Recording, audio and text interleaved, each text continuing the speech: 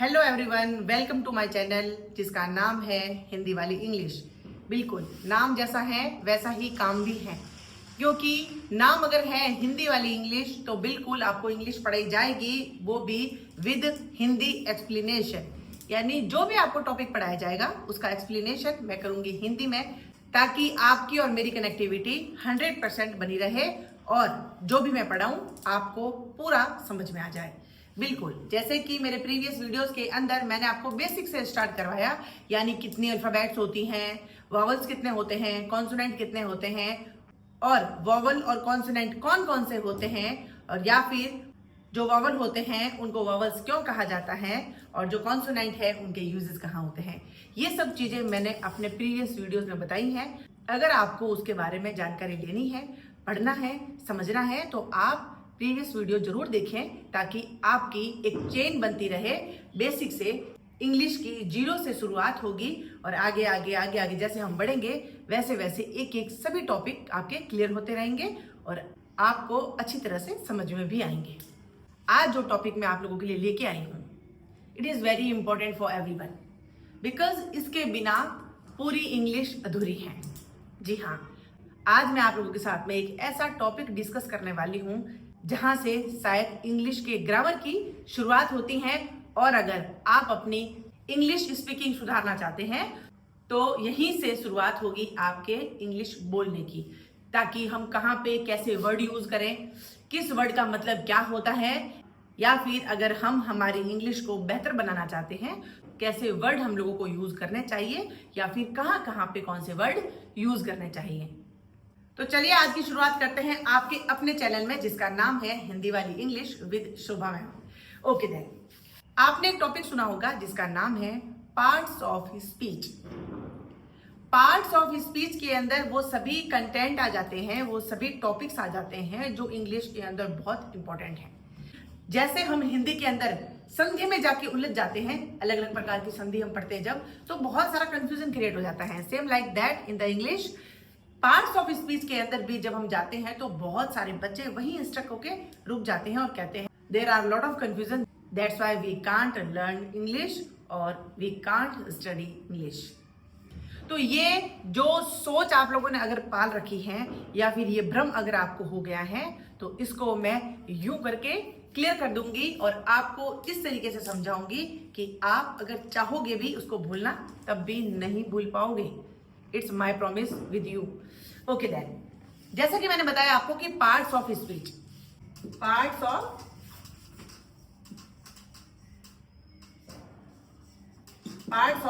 Speech, नाम से ही पता चल रहा है आपको कि पार्ट्स ऑफ स्पीच। पार्ट्स का मतलब क्या होता है, जिसका आपको कह सकते हो हिंदी में टुकड़े, है ना, अलग प्रकार के टुकड़े।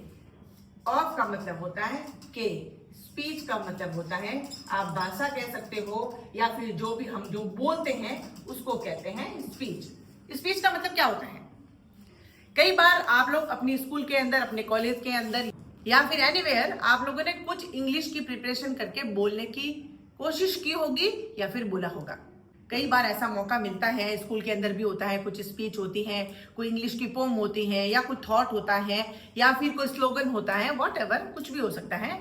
आपने एक प्रिपेयर किया होगा और उसके बाद में स्टेज के ऊपर परफॉर्म किया होगा।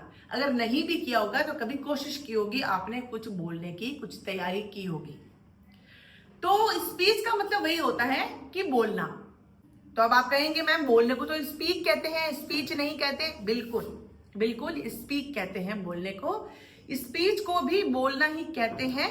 लेकिन स्पीक और स्पीच के बीच में एक जो डिफरेंस है वो ये है कि स्पीक तो हम कोई भी, जैसे कि किसी ने कुछ पूछा, हमने जवाब दिया, तो वो स्पीकिंग हो रहा है, हम बोल रहे हैं, कुछ भी बोल रहे हैं, कुछ भी।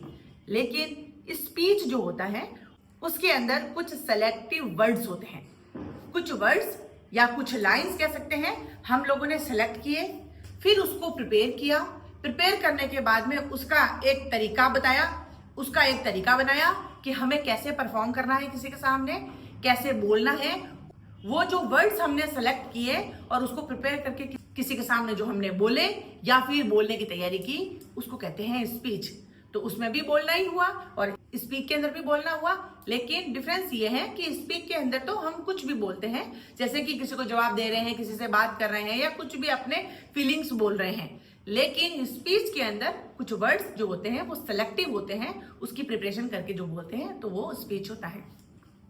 तो आप देखिए पार्ट्स ऑफ स्पीच, तो हमने पार्ट्स यानी वो टुकड़े के किसके, स्पीच के, जो भी हम बोल रहे हैं किसी के सामने, उसके अंदर जो जो वर्ड्स आए वो सभी अलग अलग प्रकार के होते हैं। वो सभी पार्ट्स, वो सभी टुकड़े उस स्पीच के भाग हैं, जिसको अलग अलग नाम से जाना जाता है, उसी को कहते हैं पार्ट्स ऑफ स्पीच। आपको समझ में आ गया होगा, नहीं समझ में आया वापस मैं एक बार और कोशिश करती हूँ अलग तरीके से। फॉर एग्जाम्पल कोई चीज मुझे बहुत पसंद है, मान लो एप्पल की बात करते हैं। एप्पल मुझे बहुत पसंद है। अब एप्पल के लिए मैंने कुछ सोचा कि ये फ्रूट मुझे बहुत पसंद है, इसके लिए मैं कहूंगी आपको कि एप्पल मुझे बहुत पसंद है, क्योंकि ये दिखने में बहुत अच्छा लगता है मुझे, क्योंकि ये बहुत टेस्टी होता है, ये बहुत हेल्दी होता है हमारे लिए, एंड ये बहुत ही प्रॉफिटेबल होता है हमारे लिए, और खाने में मुझे बहुत मजा आता है। और जब मैं इसको खाती हूँ तो एप्पल जो कि ये करता है, जिसको इंग्लिश में नाउन कहते हैं। फिर मैंने कह दिया यह, यानी एप्पल की जगह पे मैंने यह यूज कर दिया, जो हो गया प्रोनाउन। फिर मैंने बोल दिया कि जब मैं इसको धीरे धीरे खाती हूँ तो स्लोली हो गया, तो वो एडवर्ब हो गई। फिर मैंने कह दिया कि ये दिखने में लाल कलर की है, तो वो उसका एडजेक्टिव हो गया।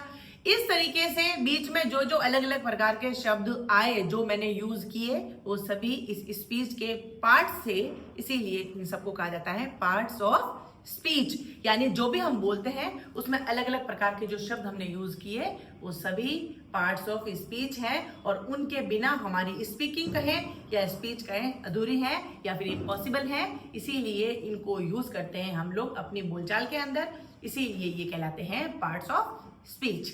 तो आई थिंक आपको समझ में आ गया होगा। आगे चलते हैं और मैं बताती हूं कि इंग्लिश के अंदर कुछ पार्ट्स ऑफ स्पीच सेलेक्टिव है, फिक्स किए गए हैं कि कौन कौन से पार्ट्स ऑफ स्पीच होते हैं। अगर आपको पता है तो प्लीज आप कमेंट बॉक्स में जरूर लिखें। आप ऑलरेडी अगर जानते हैं कि कितने होते हैं पार्ट्स ऑफ स्पीच तो इसके अंदर लिखें, और नहीं पता है तो मैं बताती हूँ आपको कि कितने होते हैं। मेनली हम लोग जो वर्ड किस प्रकार के यूज करते हैं इंग्लिश के अंदर, उनको क्या कहा जाता है, उसके लिए कुछ सेलेक्टिव वर्ड्स हैं जिसको पार्ट्स ऑफ स्पीच कहा जाता है। अब मैं बताती हूँ वो कौन कौन से होते हैं। सबसे पहले मैं आपको बता दूं कि पार्ट्स ऑफ स्पीच होते हैं 8, यानी 8 जो वर्ड होते हैं उनको कहा जाता है पार्ट्स ऑफ स्पीच। अब कौन कौन से होते हैं? नंबर 1 फर्स्ट होता है वर्ब। क्या होता है? वर्ब। सेकंड होता है एडवर्ब। सेकंड क्या होता है? एडवर्ब। थर्ड होता है एडजेक्टिव। थर्ड क्या होता है? एडजेक्टिव।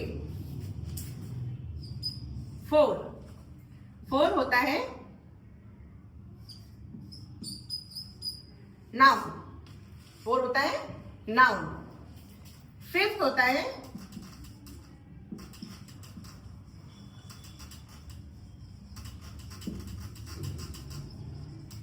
प्रीपोजिशन। फिफ्थ होता है प्रीपोजिशन। 6 होता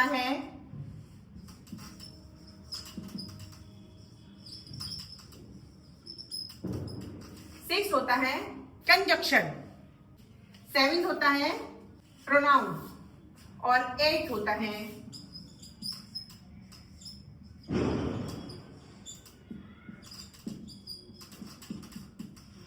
इंटरजेक्शन।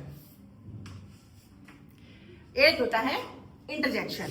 अब देखिए पार्ट्स ऑफ स्पीच कितने होते हैं? 8। नंबर 1 पे होता है verb, adverb, adjective, noun, preposition, conjunction, pronoun और इंटरजेक्शन। ये हो गए आपके 8 पार्ट्स ऑफ स्पीच। इन 8 से मिलके ही हमारी बनती है स्पीच, जिसको हम कहते हैं पार्ट्स ऑफ स्पीच। यानी स्पीच के अंदर जो भी हम पार्ट्स यूज करते हैं उनको कहते हैं पार्ट्स ऑफ स्पीच। इनके बिना पूरी इंग्लिश अधूरी है, पूरी ग्रामर अधूरी है, और जिनको ये आ गए उनको लगभग इंग्लिश आ जाती है।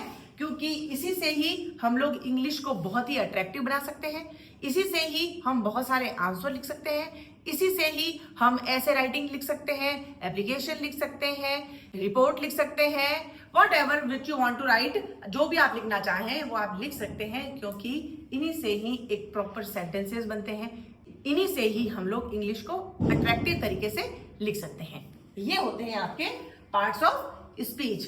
अब बताइए, अब आप लोगों को इस वीडियो के अंदर जो चीजें मैंने बताई उसमें से एक क्वेश्चन आप लोगों को देती हूं, क्योंकि इनका एक्सप्लेनेशन मैं आपको विद हिंदी यानी हिंदी के साथ में कि वर्ब को इंग्लिश में तो वर्ब कहा जाता है, लेकिन इसको हिंदी में क्या कहा जाता है, और वर्ब जब भी आपके दिमाग में क्लिक होगी आपका सीधा कनेक्शन बनेगा हिंदी से और आप क्लिक कर पाएंगे कि वर्ब क्या होती है।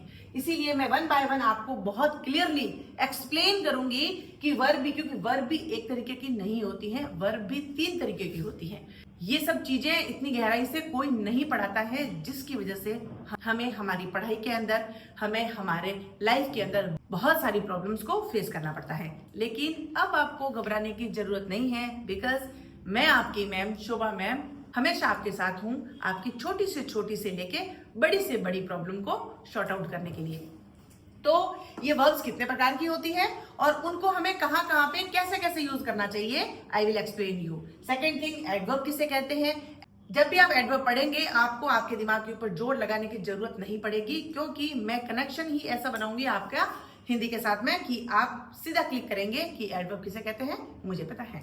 उसी तरह से adjective, noun, preposition, conjunction, pronoun and interjection, इन सबको सुनते ही आपको पता चल जाएगा कि ये कौन से वर्ड होते हैं और उनको कैसे यूज किया जाता है, क्योंकि ये सभी मैं आपको वन बाय वन एक्सप्लेन करूंगी with example, with sentences and with your homework. आपको कुछ सेंटेंसेस भी दूंगी उनको सॉल्व करने के लिए, ताकि आपकी प्रैक्टिस साथ साथ में होती रहे।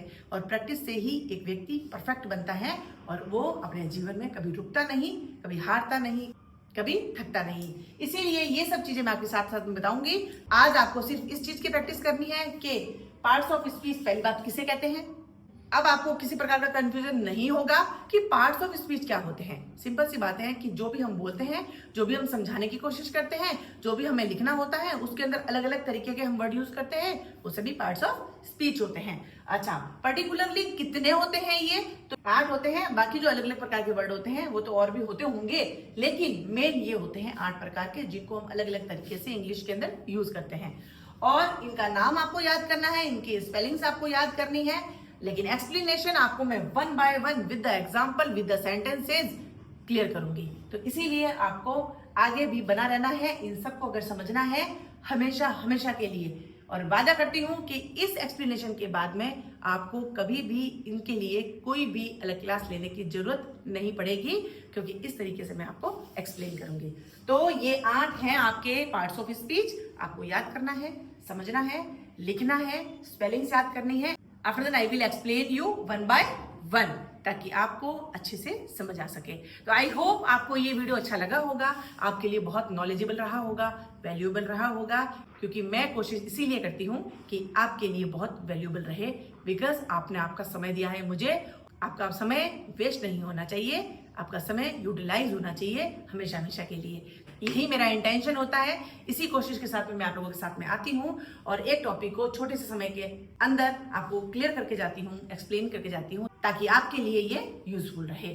तो बने रहिए शोभा मैम के साथ में आपके अपने चैनल में, जिसका नाम है हिंदी वाली इंग्लिश।